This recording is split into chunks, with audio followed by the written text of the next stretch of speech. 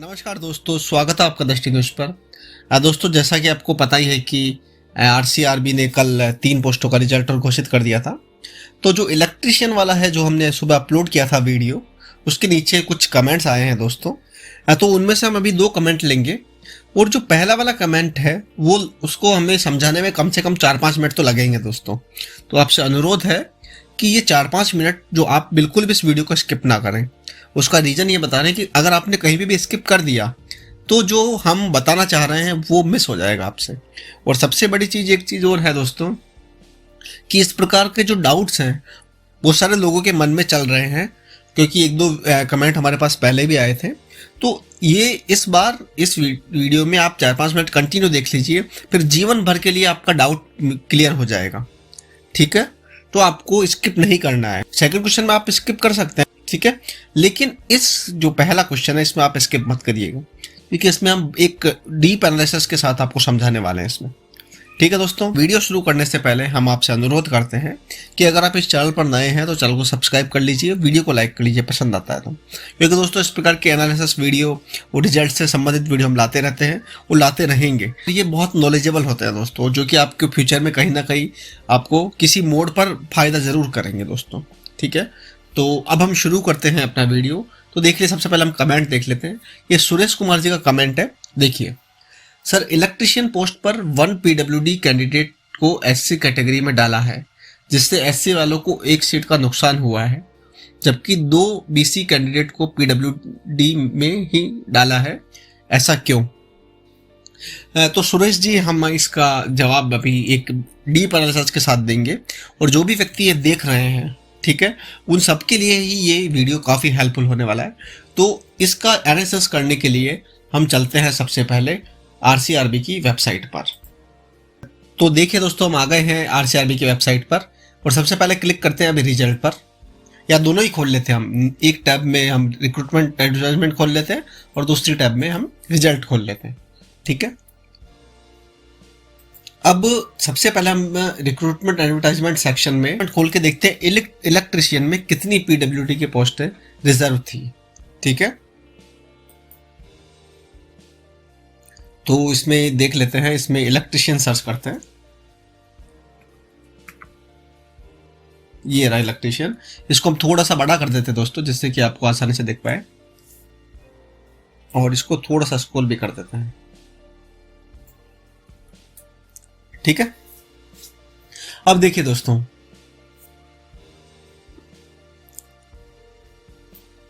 इसको थोड़ा सा नीचे लेते हैं, जिससे कि जो नीचे वाले पेज में भी है वो आपको दिख पाए आसानी से। तो चलिए दोस्तों, आप यहीं से शुरू करते हैं।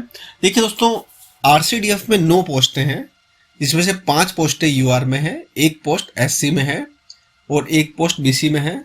ठीक है, और जो भी ये पोस्टें हैं, विडो, ये मिक्स्ड वुमेन की ये सब पोस्टें, उसमें से आपको मेनली अभी हम पीडब्ल्यूडी वाले चर्चा करने के लिए आए हैं। तो पीडब्ल्यूडी में आरसीडीएफ में 1 पोस्ट है। ठीक है, और डीयूएसएस जयपुर में पीडब्ल्यूडी में 1 पोस्ट है, देखिए। और एक था जयपुर का जो कैटल फीड है प्लांट, कैटल फीड प्लांट है, उसके अंदर 1 पोस्ट है। ठीक है, तो टोटल 3 पीडब्ल्यूडी की पोस्टें इसमें हैं। अब दोस्तों, आपका सवाल है कि मतलब जो पीडब्ल्यूडी है वो एचसी वाले की जगह उनको दे दिया गया, तो अब एक बार हम रिजल्ट देख लेते हैं उसके लिए। तो देखिए दोस्तों, ये 31 का रिजल्ट है। इसमें एक सबसे पहले हम कट ऑफ खोल लेते हैं, और एक ऑल कैंडिडेट लिस्ट खोल लेते हैं इलेक्ट्रिशियन की, और एक रिजल्ट खोल लेते हैं इलेक्ट्रिशियन का। ठीक है दोस्तों, अब देखिए आप इलेक्ट्रिशियन के अंदर जो एससी में जो @ लिखा हुआ है, @ का मतलब है अलॉटेड अंडर पीडब्ल्यूडी कैटेगरी, तो इसकी जगह ये यहां पर पीडब्ल्यूडी कैटेगरी को दे दिया गया है।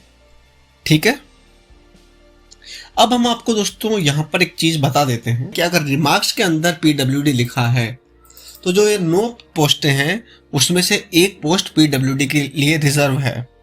ठीक है, अब थोड़ा सा यहाँ ट्रिकी चीज है, यहाँ समझिएगा। अब जैसे पीडब्ल्यूडी के लिए एक रिजर्व है, एक एग्जाम्पल के रूप में हम समझाना चाहेंगे। देखिए दोस्तों, 5 पोस्ट हैं एक वैकेंसी में, ठीक है।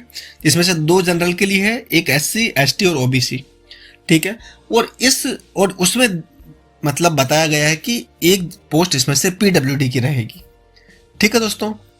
तो पीडब्ल्यूडी वाला कैंडिडेट अगर नहीं आता है तो जिसके ज़्यादा नंबर है उस हिसाब से जो मेरिट बनती है, जो नॉर्मल मेरिट बनती है उस प्रकार से मेरिट बनेगी, ठीक है। लेकिन अगर पीडब्ल्यूडी वाला कैंडिडेट आ जाता है, ठीक है, मान लीजिए 2 पीडब्ल्यूडी वाले कैंडिडेट है और एक पोस्ट है पीडब्ल्यूडी की, तो उसमें सिलेक्शन किसका होगा? जिसके ज़्यादा नंबर है पीडब्ल्यूडी वाले में। लेकिन अब जैसे 5 पोस्टें हैं, उस पीडब्ल्यूडी वाले कैंडिडेट की कैटेगरी एससी है, ठीक है। तो एससी वाला जो बंदा है, जो टॉपर है, उसको टॉपर होने से कोई फायदा नहीं है, टॉपर हो या ना हो। अगर वो पीडब्ल्यूडी वाला कैंडिडेट एससी में है तो वो एससी वाला की जगह वो स्थान लेगा, अगर एसटी में है तो एसटी वाले की जगह वो स्थान लेगा, ठीक है। या जनरल में है तो जनरल में से 2 जनों में एक पोस्ट उसकी फिक्स है, ठीक है। या ओबीसी में है तो ओबीसी वाला हटेगा और वो स्थान पीडब्ल्यूडी वाला स्थान लेगा। इसको हम अभी एक्सप्लेन करके आपको समझाएंगे अच्छे से, ठीक है। तो आप बने रहिए इस वीडियो में। तो अब देख लेते हैं दोस्तों, ये कट ऑफ तो आपने देख ही ली, ठीक है। और जिनका सिलेक्शन हुआ है उसका लास्ट डेट ऑफ बर्थ है 9/5/1992। 3 लोग हैं जिसमें से जो सबसे कम नंबर वाले पीडब्ल्यूडी में आए हैं उनकी डेट ऑफ बर्थ है 9/5/1992, ठीक है। अब जो रिजल्ट है उसके भी हम एक बार पीडीएफ देख लेते हैं। इसमें हम एक बार सर्च करके आपको बता देंगे, ठीक है। और ये वाली जो पीडीएफ है दोस्तों, इसको हमने एक्सेल के अंदर एक्सपोर्ट किया है, ठीक है। तो उसके अंदर हम फिल्टर लगा के आपको अच्छे से समझाते हैं, ठीक है। तो हमने उसको बंद कर दिया है दोस्तों, जिससे कि अब हम एक्सेल के अंदर आपको समझा पाएं। तो देखिए दोस्तों, हमने एक्सेल शीट खोल ली है इलेक्ट्रीशियन वाली। जैसा कि आपको पता ही है कि हम किस प्रकार से इसको एक्सेल शीट के साथ फिल्टर वगैरह लगाते हैं। तो उसका हम कलर कर देते हैं वाइट और इसका बैकग्राउंड कर देते हैं ये डार्क बैकग्राउंड, ठीक है। और इसके अंदर लगा देते हैं हम फिल्टर। ये हमने फिल्टर लगा दिया दोस्तों, ठीक है। अब हम देखते हैं दोस्तों कि और इसके अंदर हम लगाएंगे सॉर्टिंग, ठीक है, लार्जेस्ट टू स्मॉलेस्ट। तो ये हमने सॉर्टिंग कर ली है, ठीक है दोस्तों। 100 में से जिसके ज़्यादा नंबर है वो ऊपर है, और मतलब जो टॉपर है उनका सिलेक्शन है, उनका नाम आपको लिस्ट में दिख जाएगा। लेकिन अभी हम बात करने वाले हैं पीडब्ल्यूडी कैंडिडेट की। तो पीडब्ल्यूडी कैंडिडेट में अब आप देखिए कि फिजिकल, ये देखिए पीएच कैटेगरी में देखिए, तो इसको हम जैसे HI और LD और जो भी है ये सब है, तो इसमें हम ब्लैंक हटा देते हैं। जो पीडब्ल्यूडी के जो इसके अंदर है पीडब्ल्यूडी में वो इसमें शो होंगे केवल, तो हमने ये हटा दिए हैं, ठीक है दोस्तों। तो अब जो ये पीडब्ल्यूडी वाले हैं, तो टॉप के जो 3 हैं उनका सिलेक्शन है, क्योंकि 3 पोस्टें थी, एक एससी का होगा और 2 ये इसके होंगे बैकवर्ड कास्ट के, ठीक है, ओबीसी और एमबीसी जो भी है उनके होंगे, ठीक है। तो अब हम चलते हैं, इन तीनों के नाम उसमें होने चाहिए, ठीक है। अगर उनके नाम नहीं है तो फिर हम गलत जा रहे हैं। तो देखिए ओम प्रकाश जी, दिनेश कुमार जी और समय सिंह जी। तो एक बार हम वहाँ चल के एक बार पुनः देखते हैं। तो इसके अंदर हम सबसे पहले हम सर्च करेंगे ओम प्रकाश जी। ओम प्रकाश जी का ये पीडब्ल्यूडी कैटेगरी के अंदर होना चाहिए, एलडी में। ये पीडब्ल्यूडी कैटेगरी के अंदर है, एलडी में, ठीक है। ठीक, अब है दिनेश कुमार जी, ठीक है, ये है बीसी कैटेगरी के अंदर। तो अब इसमें देख लेते हैं।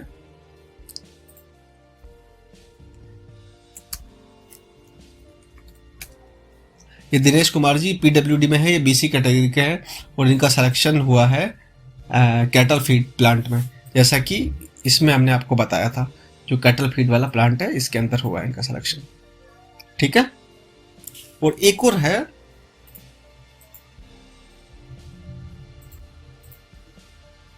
समय सिंह जी, ठीक है दोस्तों। इसमें हम सर्च कर लेते हैं समय सिंह जी का नाम, समय सिंह जी, ठीक है। तो इसमें 70, अब देखिए समय सिंह जी का नाम ये है, ये पीडब्ल्यूडी कैटेगरी के अंदर है, ये एमबीसी कैटेगरी में, और इनके डीयूएसएस जयपुर में हुआ है। तो इसके अंदर जो देख लीजिए डीयूएसएस जयपुर में होना चाहिए एक, जैसा कि हमने आपको बताया था। और ये देखिए, हाँ, ये DUSS जयपुर के अंदर। तो दोस्तों ये आपको, हमें लगता है कि ये समझ में आ गया होगा कि हम आपको क्या चीज़ बताना चाह रहे हैं दोस्तों, ठीक है। तो अगर यहाँ पर एक चीज़ वापस आप नोट कर लीजिए, अगर 5 पोस्टें हैं जिसमें से 2 जनरल की है, एक OBC, एक SC, एक ST, ठीक है, उसके अंदर लिखा हुआ है कि PWD वाला इसमें आना चाहिए, एक पोस्ट PWD के लिए है, तो दोस्तों वो पोस्ट रिप्लेस होगी, ठीक है। चाहे जैसे कि मान लीजिए SC के अंदर एक बंदे का है 100 में से 98 नंबर, ठीक है, लेकिन PWD वाला SC में है, उसके सबसे ज़्यादा नंबर है, वो है 44 या 50 नंबर, तो भी वो 98 नंबर वाले का सिलेक्शन ना हो करके उसकी जगह 45 या 50, जो भी हमने एज एग्जाम्पल उसका सिलेक्शन होगा, ठीक है। और ऐसा ही होता है दोस्तों। इसका हम दोस्तों एक सटीक एग्जाम्पल और देते हैं, जिससे कि आपको और अच्छे से आपको समझ में आएगा, ठीक है। तो देखिए दोस्तों, ये हमने रिसर्च किया था, उसके अंदर हमने पाया था। अब देखिए, असिस्टेंट मैनेजर जो पर्सनल एंड एडमिनिस्ट्रेशन है ना, उसमें आप देखिएगा ये उसमें हुआ है जो हम बोल रहे हैं अभी। Assistant manager personnel and administration, ये रहा पर्सनल एडमिनिस्ट्रेशन, देखिए दोस्तों, ठीक है। इसके अंदर एक पोस्ट है जो कि जनरल की है, लेकिन PWD वाला कैंडिडेट अगर इसमें आता है तो चाहे फिर जनरल, SC, ST, OBC जो भी है, उनके चाहे 100 में से 100 नंबर आ जाएं, लेकिन PWD वाले के 100 में से अगर 50 नंबर आते हैं और 2 लोगों को 3 लोगों को इसमें मान लो PWD वाले हैं, लेकिन उसमें सबसे ज़्यादा नंबर आएंगे, उनका सिलेक्शन होगा, ठीक है। PWD की अलग से वो बनती है और इसकी अलग से बनती है, ठीक है दोस्तों। अगर जनरल की एक पोस्ट अगर PWD वाला मिलता है तो वो रिप्लेस होगा जनरल से, ठीक है। अगर PWD वाला नहीं मिलता है तो सिंपल से जिससे ज़्यादा नंबर है उसको सेलेक्ट किया जाएगा। अगर 2 जनों के नंबर बराबर है तो जिसकी एज ज़्यादा है उसको सेलेक्ट किया जाएगा, ठीक है। ये तो आपने देख लिया, ये DUSS हनुमानगढ़ के अंदर है, ठीक है, एक post assistant manager personnel administration, ठीक। अब अपन चलते हैं रिजल्ट पर। तो दोस्तों हम पहले इसको बंद कर रहे हैं, जो इलेक्ट्रिशियन वाला था, ये तो हमें लगता है कि आपको समझ में आ गया होगा। Assistant manager personnel and administration का रिजल्ट कब आया था, ये देखिए दोस्तों, assistant manager personnel and administration, इसको हम पहला इसको कट ऑफ देख लेते हैं और रिजल्ट देख लेते हैं और ऑल कैंडिडेट लिस्ट भी देख लेते हैं, ठीक है दोस्तों। इस देखिए, अब इसकी कट ऑफ में आप देखेंगे, इसको बड़ा कर लेते हैं, assistant manager personnel and administration, देखिए, ठीक है, एक पोस्ट थी तो वो एट द रेट का मतलब allotted under PWD category, PWD category में वो अलॉट हो चुकी है, ठीक है। यहां तक क्लियर है दोस्तों। अब देखते हैं इसका रिजल्ट। देखिए रिजल्ट है, ये DUSS हनुमानगढ़ में हुआ है, जो कि पोस्ट निकली थी, ठीक है, और इसमें सिलेक्शन हुआ है आशीष गुप्ता जी का, ठीक है। और ये जो ओल्ड कैंडिडेट लिस्ट है दोस्तों, इसको भी हमने एक्सेल में एक्सपोर्ट किया है, तो आपको वहीं चल के बताते हैं दोस्तों, ठीक है। तो देखिए दोस्तों, हम इस पे आ गए हैं एक्सेल पे। अब आप ये देखिए, इसका बैकग्राउंड हम कर देते हैं, ये कर देते हैं, और इसका कलर कर देते हैं वाइट, ठीक है। अब देखिए दोस्तों, इसके अंदर हम एक पहले तो इसको हम कर लेते हैं सॉर्ट। देखिए दोस्तों, इसको हम कर लेते हैं 100 में से जो नंबर आए इसको सॉर्ट कर लेते हैं, लार्जेस्ट टू स्मॉलेस्ट, ठीक है। तो इसमें सबसे ज्यादा नंबर आए हैं दोस्तों 74, ठीक है, फिर 68, 66, इन सबके इतने नंबर आए हैं, ठीक है। अगर PWD कैटेगरी इसमें नहीं होती तो फिर जो ये आशीष शर्मा जी है, इनका सिलेक्शन पक्का था, इसमें कोई दो राय नहीं है, इनके 74 नंबर। लेकिन PWD कैटेगरी है दोस्तों इसमें, तो हम जो पहले इसके अंदर फिल्टर लगाएंगे, ये हमने पूरे में ही फिल्टर लगा दिया है,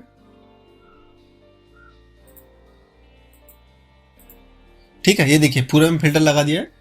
और PS कैटेगरी के अंदर जो ब्लैंक है, ब्लैंक मतलब जो PS कैटेगरी में नहीं है, केवल LD वाले हैं, इसको हटा देंगे, इसको रखेंगे केवल। तो देखिए दोस्तों, उसके अंदर 74 नंबर ज़्यादा नंबर थे, वो, लेकिन उनका सिलेक्शन नहीं हुआ। सिलेक्शन होगा अब, जैसे पीडब्ल्यूडी के 3 कैंडिडेट हैं, ठीक है, तो इसमें से सबसे ज़्यादा नंबर जिसके आएंगे उनका होगा। तो आशीष गुप्ता जी का इसमें सिलेक्शन होना चाहिए क्योंकि इनके 44 नंबर हैं।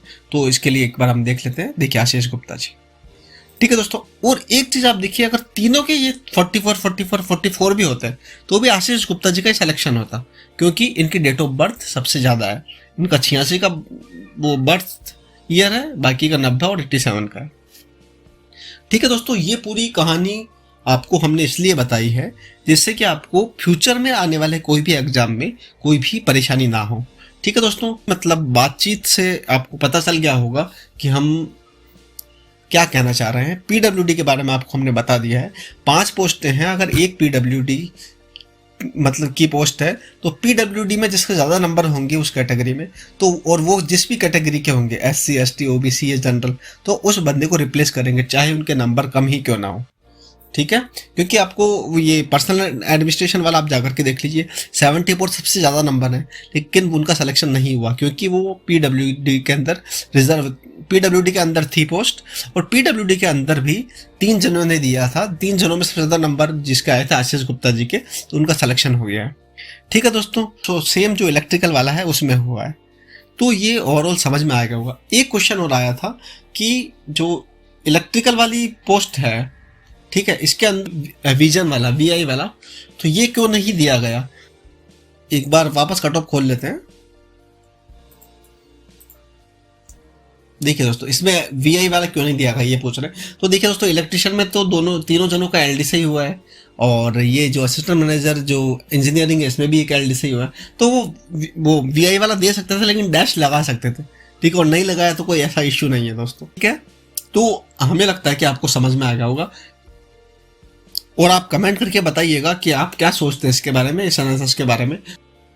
अब हम चलते हैं दोस्तों अपने अगले सवाल की तरफ। ये सवाल पूछा है सूरज जाट जी ने। ये बोल रहे हैं कि सर मेरा विलेज एक्सटेंशन में हो गया बट डिस्क्वालीफाई कर दिया। मैं टुडे RCDF गया था, बाहर करने का कारण एक्सपीरियंस सर्टिफिकेट। सर मैं अब क्या करूं, मुझे से बात करनी है, मैं टेंशन में हूं, आपका मोबाइल नंबर दें। देखिए सूरज जी, सबसे पहले तो आपको टेंशन नहीं लेनी है किसी भी चीज़ की। ठीक है, अभी आपकी बहुत बड़ी लाइफ है, एक एग्ज़ाम में नहीं होने से मतलब ऐसा कुछ होता नहीं है। बहुत सारा चीज़ें, बहुत सारे एग्ज़ाम और भी है, उसमें आप ट्राई करिए। ठीक है, और जो आपकी सिचुएशन है, ये बहुत सारे लोगों की सिचुएशन है इस समय। ठीक है, तो हम आपको केवल और केवल ढांढस बना सकते हैं कि आपको सबसे पहले तो आप टेंशन ना लें। ठीक है, अब जो आपको डिस्क्वालीफाई किया था एक्सपीरियंस से रिलेटेड में, यहाँ पर एक चीज़ बनती है कि अगर आपका डॉक्यूमेंट वेरिफिकेशन सही से हुआ था, ठीक है, और उन्होंने अप्रूव किया था, एक तो बात ये है। सेकंड ये है कि उन्होंने हो सकता है कि मतलब जो क्रॉस वेरिफिकेशन किया हो। ठीक है, तो इसके लिए पहले आपको देखिए, मोबाइल से बात करने से बेटर ये है कि सबके सामने बात हो, जिससे कि जो भी व्यक्ति इस दुविधा से गुजर रहे हैं उनको भी एक रास्ता मिल जाए। देखिए दोस्तों, DV अगर सही से हुआ है और उन्होंने क्रॉस वेरिफिकेशन किया है, तो आपको सबसे पहले आपकी जो कंपनी है, अगर आपने फेक सर्टिफिकेट नहीं दिया है, ठीक है, ये हम मान के चलते हैं, अगर फेक सर्टिफिकेट दिया है तो फिर तो इसमें कुछ हो ही नहीं सकता। अगर फेक सर्टिफिकेट नहीं दिया है तो जो आपकी प्रीवियस कंपनी है उससे एक बार आप पूछिए कि RCDF की तरफ से या RCRB की तरफ से कोई कॉल आया था क्या, जो एक्सपीरियंस है वो वेरीफाई करने के लिए। ठीक है, अगर कॉल आया था और तो फिर आपने क्या कहा, अगर आपने सही सूचना दी तो एक बार आप मुझे रिटर्न में लिख के वापस दे दीजिए, मैं RCRB के ऑफिस जाकर के वहाँ शो करूँगा उनको। ठीक है, और मान लीजिए इसमें 3 साल का एक्सपीरियंस है और 3 साल में आपने 2-3 कंपनी में काम किया है, तो सबसे आप एक लेटर लिखवाइए और RCRB जाइए। ठीक है, कि देखिए सर, इन तीनों जगह मैंने काम किया है, मुझे क्यों बाहर निकाला गया है, इसका आप रीज़न बताइए कि एक्सपीरियंस सर्टिफिकेट जो है वो मतलब इनवैलिड है या हमने फेक बनाए हैं या फेक लग रहे हैं आपको कैसे पता चला। अगर आपने बात की है तो किस प्रतिनिधि से बात की है, हम उनसे बात करके आए, उन्होंने सील लगा करके साइन करके ये हमें सर्टिफिकेट्स दिए हैं 3। ठीक है, तो अब आप बताइए कि सर इसमें क्या करना चाहिए। ये केस में तो केवल यही हो सकता है दोस्तों, क्योंकि अगर कुछ चीज़ होती तो वो डॉक्यूमेंट वेरिफिकेशन में ही बता देते, तो बस सूरज जी आपसे यही कहना चाहेंगे कि एक बार आप पता कर लीजिए कि एक्सपीरियंस सर्टिफिकेट, सबसे पहले तो आपको खुद को पता होना चाहिए कि एक्सपीरियंस सर्टिफिकेट फेक नहीं है, और हम मानते हैं आपका फेक नहीं है, ठीक है। फेक नहीं है तो फिर उनको डाउट कैसे हुआ आरसीआरबी वालों को, तो वो उसका कारण का आपको पता लगाना है। एक बार देख लेते हैं। विलेज एक्सटेंशन में जो एक्सपीरियंस है वो senior secondary with 3 year experience of working as secretary of the dairy cooperative society, ठीक है। तो ये चीज़ आपके पास होनी चाहिए दोस्तों। अगर एक्सपीरियंस ये सेक्रेटरी वाला या इस लेवल का इक्विवेलेंट में नहीं लिखा हुआ, सेक्रेटरी ही चाहिए इनको, ठीक है। बाकी इक्विवेलेंट में भी मान जाते हैं, इक्विवेलेंट जिसमें लिखा हुआ होना चाहिए। अगर इक्विवेलेंट होता तो भी ठीक है, लेकिन आपको किस टाइप का एक्सपीरियंस है आप वो राय लीजिए, जो क्योंकि ये तो देखिए एक्सपीरियंस इसमें साफ आपको लिखा हुआ हमने बता दिया है, ठीक है। तो यही एक्सपीरियंस आपको होना चाहिए। अगर जैसे मान लीजिए आईटी की हम बात करें, आईटी में जैसे हमने पिछले वीडियो में बताया था, चाहिए डेटाबेस डेवलपर, आपका एक्सपीरियंस है पीएचपी में, तो आपके पास आईटी की डिग्री कोई सी डिग्री हो, PhD IT, MBA IT, MTech IT, BTech IT, उससे कोई फायदा नहीं है। आपके पास पीएचपी का नॉलेज और सर्टिफिकेशन होना चाहिए, पीएचपी मांगी है। ऐसे ही अगर इन्होंने मांगा है कि 3 year experience of working as secretary of a dairy cooperative society, तो आपके पास यही एक्सपीरियंस होना चाहिए। अब दूसरा एक्सपीरियंस है, चाहे आपके नंबर कितने ही आए हो, दूसरा एक्सपीरियंस तो नहीं होगा ना, ऑब्वियस चीज़ है।